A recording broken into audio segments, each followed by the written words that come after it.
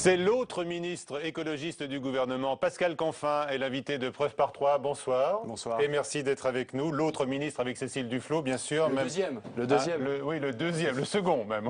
Le second, effectivement. Même si vous êtes plus discret, peut-être trop discret, je ne sais pas. On en parlera au cours de cette émission. Même si, en tous les cas, cette semaine, vous présentez votre premier projet de loi sur la solidarité internationale. Ce sera donc mercredi au Conseil des ministres. Pascal Canfin, vous avez en charge donc l'aide au développement en direction de l'Afrique notamment, et vous nous direz dans un instant si vous êtes totalement à l'aise avec l'intervention en Centrafrique qui a lieu en ce moment même, avec Déborah Claude de l'agence France Presse, notre partenaire comme chaque semaine avec Dailymotion. Eh bien, nous évoquerons la place des Verts au gouvernement des deux ministres d'Europe Écologie Les Verts, l'un des débats internes qui agite votre formation. Et puis vous aurez l'occasion de répondre aux questions plus personnelles de Perrine Tarnot à la fin de cette émission pour faire plus ample connaissance. On évoque d'abord l'hommage mondial à Nelson Mandela avec la présence des dirigeants du monde entier. Et puis pour les Français peut-être une image qui marquera bien sûr, c'est celle-ci, c'est François Hollande et Nicolas Sarkozy côte à côte dans le stade de Soweto. Que vous inspire cette photo? Écoutez, Nelson Mandela a été capable de rapprocher des éléments de son peuple qui s'étaient combattus pendant des années. Et donc le fait que même décédé, il puisse se faire rapprocher deux hommes qui se sont combattus pour la présidence de la République, c'est encore un message post-mortem de fédération et je crois que nous pouvons le saluer, comme je salue le geste du président de la République, François Hollande, qui a été d'inviter son prédécesseur à cet événement. On a entendu Jean-Pierre Raffarin dire que c'était une marque de courtoisie tardive. Franchement, s'il y a bien un jour où on peut s'abstenir de polémiquer, je crois que c'est le jour où on a un hommage mondial de la reconnaissance de l'action de Nelson Mandela. Vous dites ces deux hommes se sont combattus. On parle toujours de François Hollande et Nicolas Sarkozy. Mais vous savez, vous imaginez qu'ils pourraient... Ça vous intéresse plus que Nelson Mandela. Vous imaginez qu'ils peuvent encore se livrer bataille, éventuellement en 2017. Hein? C'est pas un scénario complètement impossible, chacun l'a en tête. Ouais. Alors on parle de l'opération Sangaris, donc de sécurisation de la Centrafrique, opération qui est lancée depuis quelques jours avec la perte, hélas, de 2 soldats français tués lors d'un accrochage assez violent, semble-t-il. Et François Hollande fait une courte escale ce mardi soir à Bangui. Comment est-ce que vous voyez le chef de l'État dans ses différentes missions en Afrique, en Centrafrique bien sûr, au Mali où 19 djihadistes ont été tués ce mardi par l'armée française en humanitaire, en rempart contre l'islamisme? Non, je pense qu'il ne faut pas faire des grandes généralités.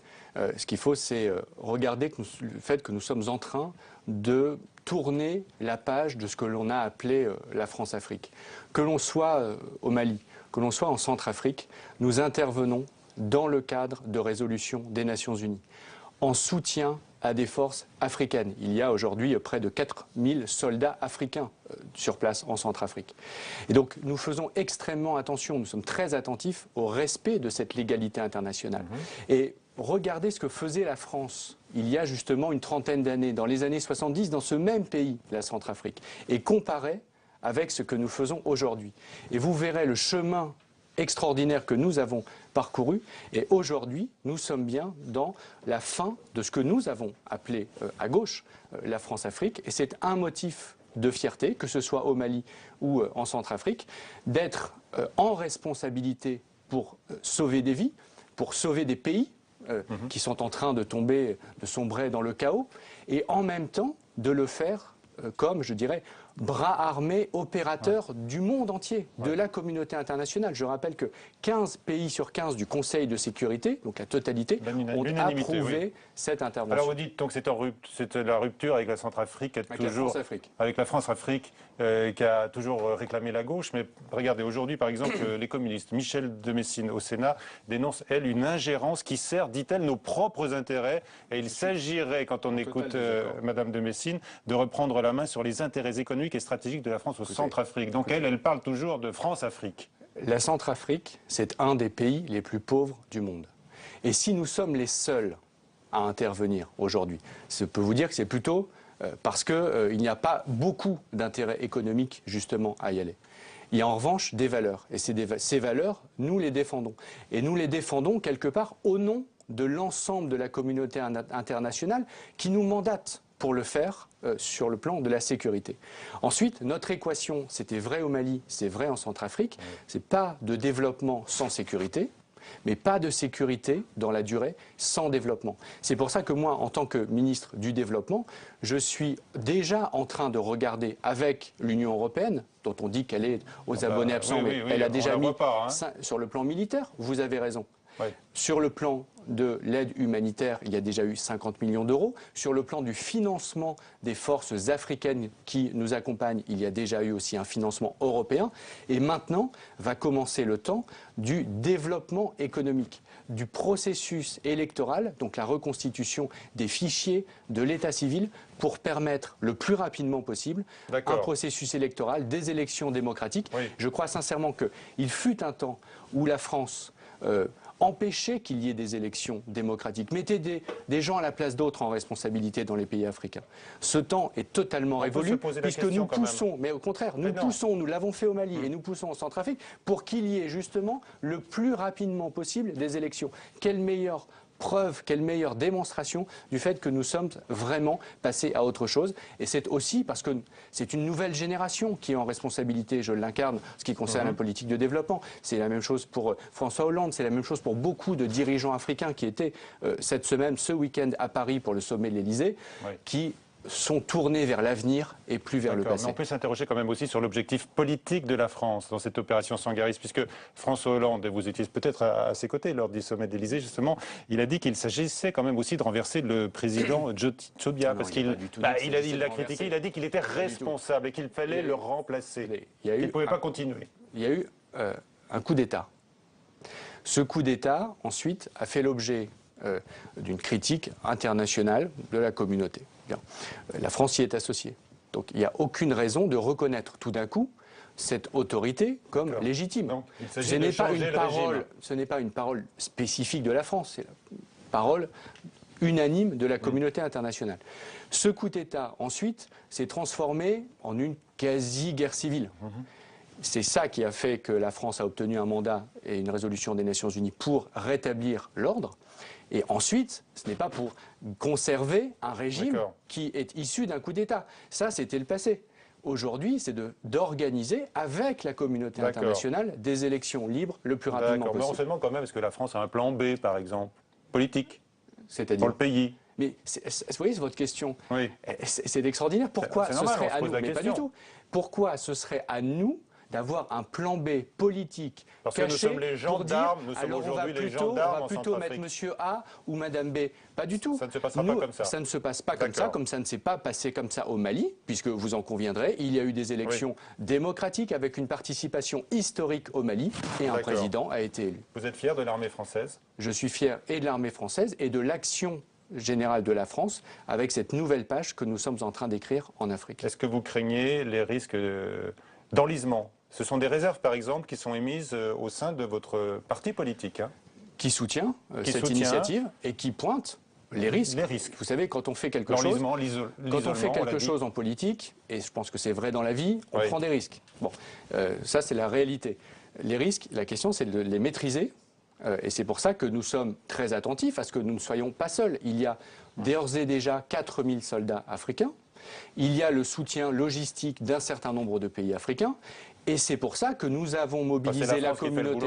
Oui, mais c'est pour ça que nous avons mobilisé la communauté internationale pour que dès que possible, nous puissions passer la main à un régime sous le cadre des Nations Unies, de façon à ce que nous ne soyons pas, nous, en permanence, en première ligne. Nous prenons nos responsabilités. Si nous ne l'avions pas fait, il y aurait peut-être eu des dizaines de milliers de morts en Centrafrique, et vous seriez le premier à me dire « Mais qu'est-ce qu'a fait la France ?» Où était François Hollande? Bien sûr. Bon, nous avons pris nos responsabilités. Maintenant, encore une fois, l'enjeu, c'est qu'une fois que la situation sécuritaire est rétablie, c'est de passer à la phase électorale, démocratique et du retour des services publics, de la santé, de l'éducation, de l'eau, de l'énergie. Ça, c'est ma responsabilité avec la communauté internationale et le gouvernement de Centrafrique, parce qu'il ne s'agit pas de construire des systèmes parallèles, il s'agit de renforcer l'État de Centrafrique, parce que s'il n'y a pas d'État, il n'y aura jamais de développement et donc jamais de sécurité. Mais vous savez qu'en parallèle de ce développement que vous évoquez, à juste titre, évidemment, Pascal Canfin, il y a aussi l'aide que la France doit apporter sur le plan militaire pour qu'il y ait une armée africaine, des armées africaines, pour que ces pays puissent se défendre. Ça, vous l'approuvez aussi. On Bien est là évidemment, aussi c'était tout pour l'objet. Accompagner militairement ces pays. C'était tout l'objet du sommet de l'Élysée, où nous avons réuni presque la totalité des chefs d'État et de gouvernement africains autour d'un objectif principal qui est de voir avec eux comment nous pouvons mettre en place une force d'intervention rapide, pilotée par l'Union africaine, sous l'égide de l'Union africaine, avec des soldats africains, pour que l'Afrique assure elle-même sa sécurité. Vous voyez bien qu'on est sérieusement et définitivement en train d'écrire une nouvelle page. Une nouvelle page, on tourne la page de la France-Afrique, vous le répétez. Et Jean-Marc Ayrault l'a dit à l'Assemblée, il a été hué sur les rangs de la droite. Oui, sur le thème de la France-Afrique. Peut-être que ça leur pose un problème, mais ça, vous pouvez leur poser la question. Je ne sais pas, moi, si la droite se met à huer le fait qu'on fasse un énorme progrès démocratique dans la gestion de notre relation avec l'Afrique, c'est vraiment leur problème. Mais si vous voulez me faire dire que Claude Guéant, il y a quelques mois, lorsqu'il était en responsabilité avec Nicolas Sarkozy, incarnait précisément les pires pratiques et les pires méthodes de la France-Afrique, je vous le dis avec plaisir. D'accord, moi je ne veux rien vous faire dire, mais enfin puisque vous le dites, mais vous je le dites. Hein, et je l'assume. Voilà, transmis à Claude Guéant. Tout ça coûte cher, on l'a dit, hein, aux finances de l'État. Il y a un budget qui est dédié à ces opérations extérieures. Est-ce qu'il faut faire des économies dans le budget de la défense, comme le suggère par exemple Jean-Vincent Placé, abandonner une partie de notre dissuasion nucléaire?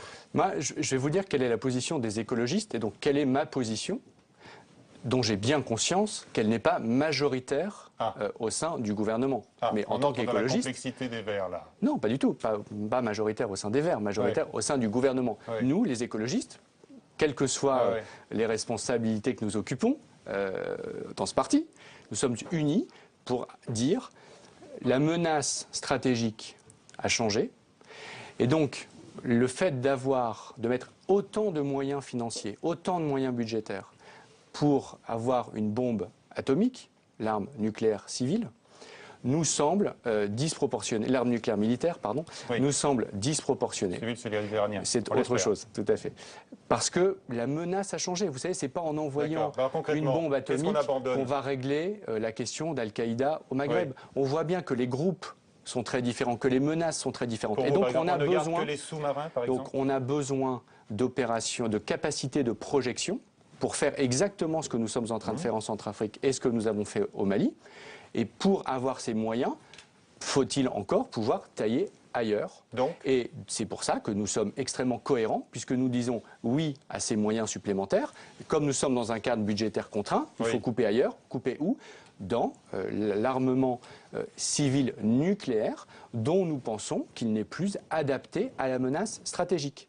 Nous l'avons toujours pensé à l'époque du bloc soviétique, mais aujourd'hui, et beaucoup de militaires sont sur cette ligne-là, officiellement ou officieusement, puisque les militaires ne peuvent pas forcément s'exprimer de manière publique, mais je peux vous dire que ce débat en interne de l'armée, il existe, parce qu'on voit bien que là où la France est sollicitée, là où il y a des réelles menaces, ça n'a rien à voir avec le fait de pouvoir appuyer sur un bouton et envoyer une bombe atomique. Donc ça, c'est la position des écologistes. De notre dissuasion nucléaire. Donc, ensuite, les spécialistes discutent pour savoir si ce sont les sous-marins ou d'autres, peu importe.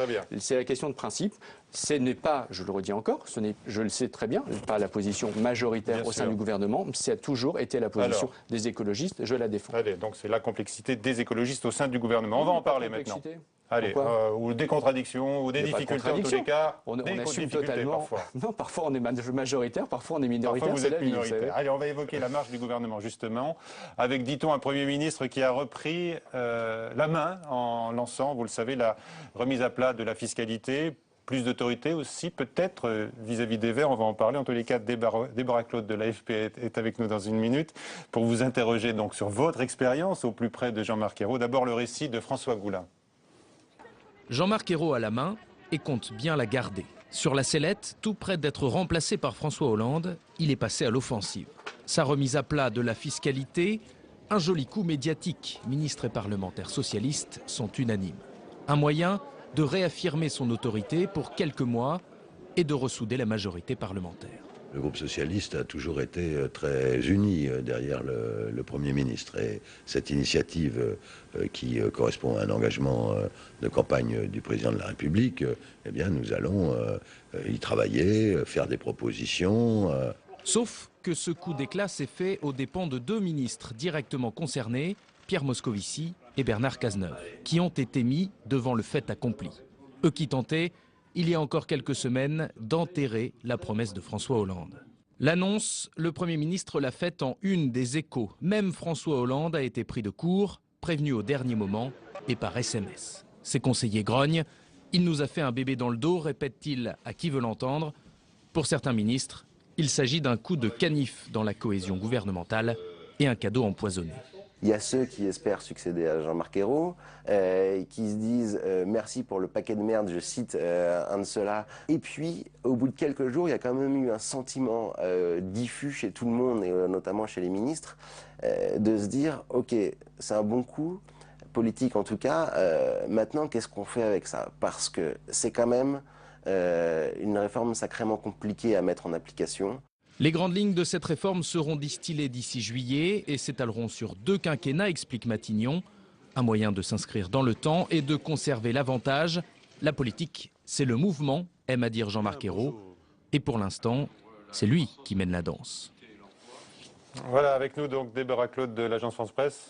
Bonsoir Déborah. Vos questions à Pascal Canfin sur le gouvernement, sur les Verts au gouvernement et autres sujets. Alors c'est pas compliqué, apparemment c'est ce que vous étiez en train de dire, mais ce week-end on a eu Arnaud Montebourg et Jean-Marc Ayrault qui étaient en Chine, voilà, VRP de l'EPR, et on s'est dit, tiens, finalement, c'est Arnaud Montebourg, le ministre de l'écologie. Il l'a dit. Alors moi je crois que c'était Philippe Martin. Qui est le ministre de l'écologie? Vous croyez bien. C'est donc Philippe Martin. Et Arnaud Montebourg a dit que ce ne sont pas les écologistes qui donnent le là sur la politique énergétique. Ça vous a pas un peu énervé, ça? Vous savez, c'est vrai. Qui donne le là? C'est le président de la République. Et ce n'est pas non plus Arnaud Montebourg.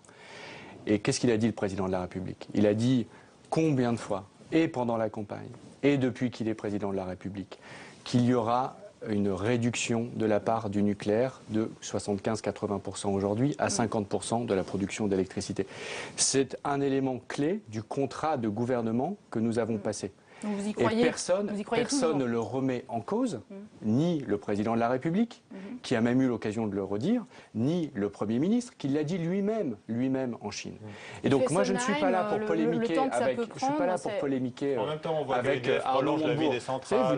Vous disiez en introduction que j'étais discret. Très discret, moi, mon j'ai problème, dit, c'est, vous avez dit très discret, mais peut-être que les Français en ont marre des couacs, en ont marre des polémiques, parce que ce qu'ils veulent, c'est des résultats. Et ce qu'on est en train de faire au Mali, ce qu'on est en train de faire en Centrafrique, dont j'ai partie la responsabilité, je crois que ça démontre que derrière les polémiques, derrière la mousse, il y a des résultats, et je crois qu'au final, c'est ça que les Français regarderont, et pas les petites phrases et les petites polémiques, et les dépêches et les tweets. La politique, il vous provoque quand même, parce que le gaz de schiste, mais regardez, c'est pas la première fois qu'il intervient sur vos dossiers, sur les dossiers d'écologie. Une partie de sa primaire socialiste, une grande partie de sa primaire, quand il était candidat face à François Hollande pour la primaire socialiste, sur des thèmes écolos. C'était le plus écologiste des candidats à la primaire socialiste. Et puis, il a retourné ses positions pour des raisons qui lui appartiennent. Je n'ai pas à les commenter. Et maintenant, c'est devenu le héros de tous les lobbies, le nucléaire, les gaz de schiste, l'automobile. C'est une réalité. Nous faisons avec. Mais attendez, si vous voulez interviewer M. Montebourg, demandez à Arnaud Montebourg de venir. Vous êtes fin connaisseur des dossiers écologistes. Moi, j'ai ma cohérence et nous, on a notre cohérence. On dit au gouvernement ce que nous disions avant. Et là encore, dans la durée, c'est ce que les Français regardent, recherchent et je pense apprécient. Sur vos dossiers, vous avez eu un accord avec le PS. Est-ce que ça progresse, les dossiers? Depuis 18 mois, les écologistes, vous êtes content au gouvernement? Les dossiers, ça avance, la fiscalité écologique, ça avance, le diesel, ça avance, le gaz de schiste, ça avance. Sur les gaz de schiste, beaucoup sont déçus dans vos rangs. Quel est le bilan? Les gaz de schiste, prenons celui-là. On pourra revenir sur la fiscalité ensuite. Sur les gaz de schiste, est-ce que vous diriez que c'est une victoire des écologistes, la situation actuelle? Je dis que c'est assez compliqué, parce que visiblement, il y a eu des permis qui sont arrivés, encore chez Philippe Martin. Pas du tout, il les a refusés. C'est ça qui est extraordinaire. Voilà. Depuis il y a du flottement, en tout cas. Il y a du flottement dans le gaz de schiste. Tous les arbitrages. Alors, ne regardez pas les petites phrases, les déclarations, etc. Regardez les décisions qui sont prises. Tous les arbitrages qui ont été pris depuis 18 mois, y compris les tout derniers sur les gaz de schiste et les fameux permis que vous venez d'évoquer, vont tous dans le même sens. C'est-à-dire que la France n'aura pas recours à cette technologie, tout simplement parce que, à la différence des États-Unis, les États-Unis, c'est un pays vide. C'est-à-dire que quand vous faites des gaz de schiste dans les Dakota du Nord, je ne sais pas si vous êtes déjà allé un jour dans Dakota du Nord. Il y a de très bonnes raisons de ne pas y aller, parce que juste il n'y a rien. Et donc vous pouvez effectivement forer des centaines de milliers de pluies. Où sont les gisements? Où sont les gisements? Vous devez répéter la position du gouvernement donc, toutes les semaines sur ces sujets. Nous actons là, c'est très bien que c'est une victoire des écologistes. Donc arrêtez de le mettre dans la liste des flous, des incertitudes, des couleuvres, de je ne sais quoi. Mais là où nous avions fixé 3 points principaux dans notre revendication, en quelque sorte, au moment du débat budgétaire, le projet de loi de finances. Il y avait le budget de l'ADEME, l'Agence de la maîtrise de l'énergie, qui est, je dirais, en quelque sorte, le bras armé de l'État pour faire des économies d'énergie. Ce budget qui avait été effectivement largement amputé à un moment donné est remonté. Premier point. Donc nous avons gagné. Le deuxième, c'était la fiscalité écologique, ce qu'on appelle la contribution climat-énergie. Là où Nicolas Sarkozy s'était cassé les dents en quelque sorte auparavant, là où même à un moment donné Lionel Jospin avait essayé mais sans succès, nous avons réussi à introduire enfin une dose de fiscalité écologique dans notre système fiscal. On reparlera peut-être de la réforme de la fiscalité avec les déclarations de Jean-Marc Ayrault récemment. Donc nous avons réussi. Nous sommes aujourd'hui le 25e État sur 28 dans l'Union européenne concernant la part de la fiscalité qui taxe les pollutions sur la totalité des impôts que nous payons. Troisième point, non, le troisième, nous avons perdu.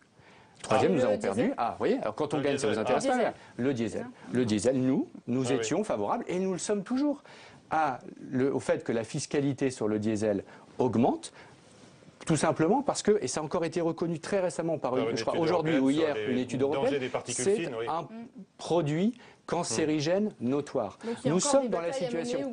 Mais évidemment, nous sommes dans la situation. Alors, donc, laisse-moi juste une phrase sur le diesel. Nous sommes dans la situation où nous subventionnons à hauteur de 8 milliards d'euros par an un produit cancérigène notoire.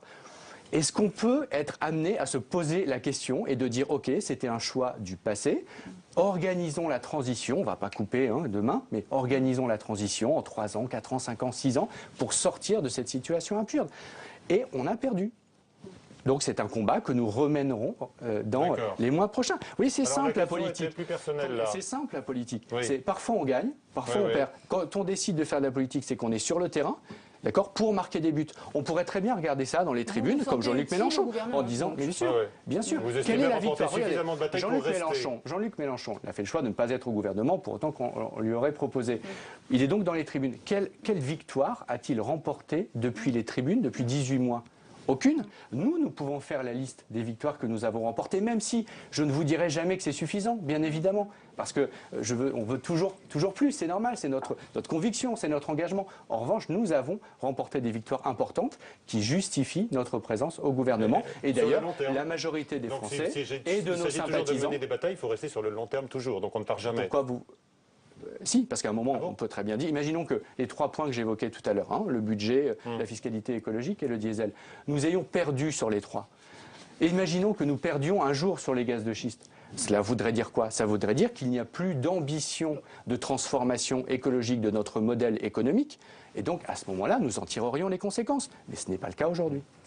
Si on peut passer maintenant à la situation de votre parti, donc apparemment vous vous sentez bien dans ce gouvernement où il y a un ministre du redressement productif qui est aussi ministre de l'écologie. Vous comptabilisez, je suis le vrai ministre du redressement productif, donc c'est un petit jeu. C'est un petit jeu entre eux. C'est un petit jeu. Pas sûr que ça passionne énormément les Français. Quand on entend quand même le patron des sénateurs Verts dire que Arnaud Montebourg, c'est l'échec au gouvernement, on ne peut pas soutenir un gouvernement comme ça, faire le tri dans les ministres. Les petites phrases viennent aussi de votre parti. Bien sûr. Et je pense qu'il y a une forme d'immaturité à alimenter en permanence la polémique, parce que, encore une fois, ce n'est pas ce que les Français veulent. Ils ne nous ont pas aidés, je crois que vous m'avez compris, ils ne nous ont pas aidés. Mais on aime bien quand c'est explicite. Non, les Français ne nous ont pas élus pour ce genre de polémique stérile. En revanche, je vais rester sur Arnaud Montebourg. Non, mais je reste sur le mot immaturité qui s'applique également à Jean-Vincent Placé pour vous. Voilà, je vais rester sur... Qui a traité de schtroumpf-grognon. Ministre du redressement productif. Schtroumpf-grognon, franchement. Alors, donc, je vais rester sur le ministre du redressement productif. Il y a quelques semaines, Arnaud Montebourg a demandé à un cabinet international de dire quelle est quelle est la stratégie industrielle que la France doit mener filière par filière? Quels sont les grands actifs stratégiques de la France en se projetant dans les 10 ou 15 prochaines années? Le cœur de notre compétitivité demain. Qu'est-ce qu'il est ressorti de cette étude faite par un cabinet anglo-saxon commandé par Arnaud Montebourg? C'est que la moitié des 34 filières d'avenir de l'industrie française sont des filières d'industrie verte. La moitié dans le domaine de la chimie, dans le domaine de la métallurgie, des énergies, etc. Qu'est-ce que ça veut dire? Ça veut dire que même avec le prisme que vous évoquez d'Arnaud Montebourg, disons anti-écolo, le résultat, c'est que la moitié des filières industrielles d'avenir de la France, c'est ça qu'on doit défendre, parce que c'est ça qui va convaincre les Français demain. Instant, Pascal Canfin, vous êtes fier de l'armée française en Centrafrique, au Mali. Est-ce que vous êtes fier aussi du combat que mène, par exemple, il y a quelques jours encore, le Premier ministre en Chine pour y construire de nouvelles centrales EPR? Est-ce que vous êtes fier? Là encore, les choses sont très très simples. Les choses sont très simples. Nous ne sommes pas favorables à l'énergie nucléaire, que ce soit dans le domaine militaire ni dans le domaine civil. Pourquoi? Parce qu'on l'a vu, prenez l'exemple de Fukushima au Japon. Plus de 2 ans après, c'est toujours ingérable. Il y a toujours des fuites radioactives. Et le Japon aujourd'hui est condamné à renoncer à la baisse de ses émissions de gaz à effet de serre, parce qu'en fait, quand une centrale a un problème, c'est évidemment l'ensemble des centrales du pays qui sont mises à l'arrêt, parce que tout le monde a peur. Oui, mais bon, voilà. Et donc, c'est pour ça. Mais écoutez, c'est pour ça que sur le nucléaire, nos désaccords sont connus. Et que le cœur de l'accord politique que nous avons sur la question énergétique, c'est de passer de 75% à 50%. Et ça, nous allons le faire dans la grande loi de transition énergétique qui sera présentée en 2014. Si on peut revenir un petit peu sur Europe Écologie Les Verts, passons du gouvernement à votre parti. Il y a une nouvelle patronne qui a été désignée il y a quelques semaines, quelques jours. Emmanuelle Cos, quelle autonomie elle va avoir? Comment ça va se passer? Noël Mamère est parti, Isabelle Attard est partie. Tout le monde fuit un peu élevé. Là, on a l'impression que c'est comme la bulle Internet. Là, c'est en train d'éclater. Et il y a les élections européennes au mois de juin. Vous espérez faire combien ces élections? Ça fait beaucoup de questions. Voilà, ça fait beaucoup de questions. Le parti des Européennes. On choisit laquelle? Alors, vous espérez quel score? Est-ce que la bulle Europe Écologie Les Verts est en train d'exploser? Je vais vous dire très sincèrement. Moi, j'étais journaliste, comme vous, avant. Je suis entré en politique. Reste toujours un peu, hein. Exactement. Je suis entré en politique au moment des européennes de 2009 et la dynamique avec José Bové, Denis Cohn-Bendit, Eva Joly. C'est 13 ans que vous êtes chez les Verts quand même, non? Oui, mais dans ma fonction. Vous me posez des questions, je réponds. Alors, répondez là. On a envie de savoir si la bulle explose. Alors, laissez-moi répondre. Donc, je suis venu pour cette dynamique-là. C'est ça qui m'a intéressé. Je dois vous dire qu'aujourd'hui, je ne suis pas satisfait par la façon dont le parti fonctionne.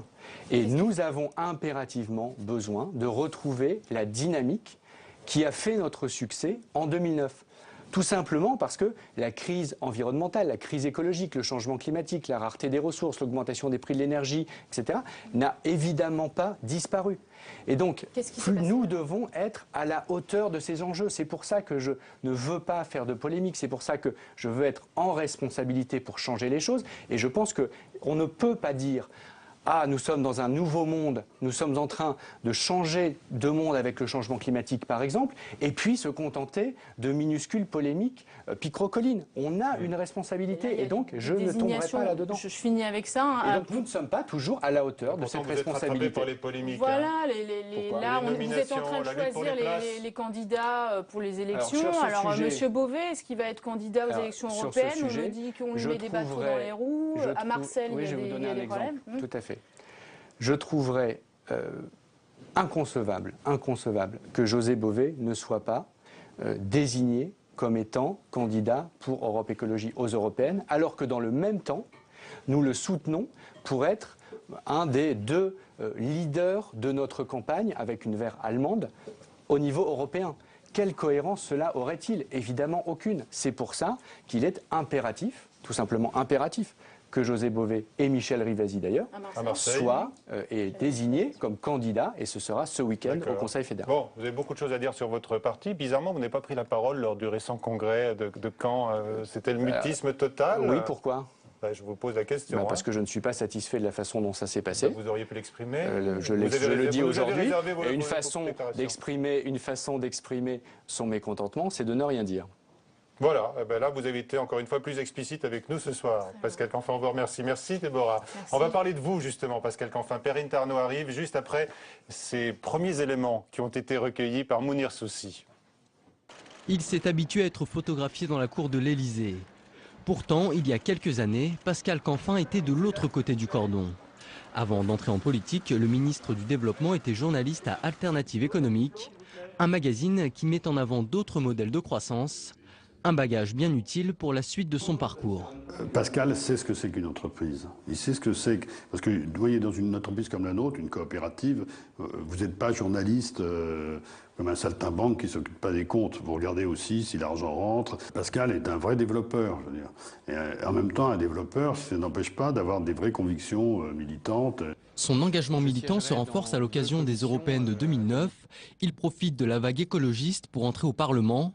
Parrainé par Eva Joly et Daniel Cohn-Bendit, il se plonge dans les questions financières et contribue à la création de Finance Watch, un organisme qui milite pour plus de contrôle de ce secteur. Pascal Canfin est un élément très important dans notre groupe des Verts au Parlement européen. Et dans ce travail législatif, il faut des hommes et des femmes qui rentrent dans ce que j'appelle moi le cœur du réacteur, c'est-à-dire des gens qui comprennent réellement. Et finalement, les députés capables d'entrer dans le cœur des réacteurs sont très peu nombreux. Aujourd'hui installé au Quai d'Orsay au sein d'un gouvernement socialiste, son périmètre d'intervention est restreint, mais il est au cœur du pouvoir. Une participation qui fait sourire son premier employeur. En 1998, Pascal Canfin a travaillé pour Pierre Larouturou. L'économiste qui vient de créer son parti pour rompre avec le PS se souvient d'un bon élément qui ne voulait pas insulter l'avenir. On s'entendait vraiment bien et en même temps il y avait toujours une petite tension sur quelle distance on prenait par rapport au Parti socialiste, parce qu'à l'époque il y avait les lois sur les 35 heures qui étaient en discussion. On était quelques-uns à dire que la loi sur les 35 heures que la méthode était mauvaise et que le contenu était très ambigu. Et Pascal était un de ceux qui ne voulait pas trop critiquer. Souvent en retrait sur la photo ou à la tribune, le bruit circule qu'il souhaiterait revenir à Strasbourg à l'occasion des prochaines européennes, une envie qu'Eva Joly comprend parfaitement. Lorsqu'on est au Parlement européen, c'est la place aussi pour les visions de l'avenir et le fait de les changer. Et je comprends que Pascal Canfin ait la nostalgie aussi de ce rôle-là, à part le fait que d'être ministre est une vie folle et qu'on est peut-être aussi plus heureux comme député. Voilà, Perrine Tarnot est avec nous, Pascal Canfin, pour aller plus loin dans votre portrait et puis peut-être vos intentions futures, puisque là, manifestement, Eva Joly trace une voie. Elle parle de la tentation de Bruxelles ou de Strasbourg. Est-ce que vous êtes tenté, est-ce que vous avez envie de retourner au Parlement européen et donc d'être candidat au mois de juin? Je ne serai pas candidat aux élections européennes, tout simplement parce que je ne suis pas sur la liste qui va être désignée ce week-end au Conseil fédéral. J'ai fait le choix de ne pas être candidat. C'est votre décision. C'est ma décision. Donc je vous dis, c'est un choix qui remonte à quelques semaines maintenant, parce qu'en Ile-de-France, c'est Pascal Durand et sans doute Eva Joly qui seront candidats pour Europe Écologie Les Verts. Pourquoi ne pas avoir envie finalement de retourner au Parlement? Eva Joly a l'air de dire que finalement vous pesez plus, vous pesez plus, vous êtes plus utile au Parlement européen vous savez, qu'au gouvernement. C'est ce qu'elle a l'air de dire. Aujourd'hui aux ONG qui se battent pour les droits de l'homme en Afrique, pour un nouveau modèle de développement en Afrique, puisque je m'occupe de l'aide publique au développement qui concerne essentiellement l'Afrique, je pense qu'elles pourront dire que cette action est utile. Nous allons passer demain la toute première loi de l'histoire de la République sur la solidarité internationale et le développement.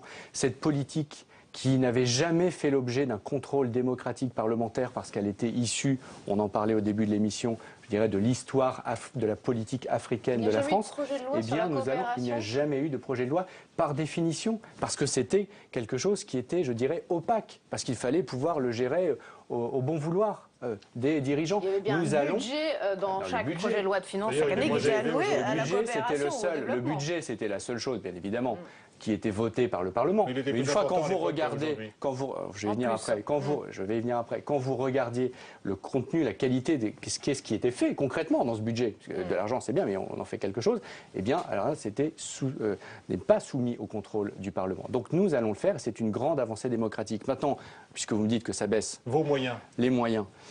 Nous avons mobilisé les financements innovants, la taxe sur les transactions financières, nous avons augmenté la contribution de solidarité sur les billets d'avion, ce qui fait que, exactement, créé par Jacques Chirac en 2006, et il faut lui rendre hommage, ce qui fait que la baisse budgétaire, la baisse du budget a été très largement compensée par cette hausse-là. Ce qui fait qu'au final, je ne le conteste pas, il y a moins 100 millions d'euros sur l'aide publique au développement sur un budget total de 9,2 milliards. Donc on voit qu'on est sur une baisse très relative et c'est un choix politique. C'est un choix politique, encore une fois, on parlait de fierté tout à l'heure, dont moi je suis fier et qui est, je crois, utile. Pourquoi ? Parce que nous ne devons pas sacrifier notre aide aux plus pauvres, ceux qui en ont le plus besoin pour vivre, pour accéder aux médicaments, pour accéder à l'éducation, même si nous avons nos propres contraintes budgétaires. Donc vous n'êtes pas le ministre de l'inutile, comme a pu le titrer un hebdomadaire il y a quelques mois. Bon, de manière totalement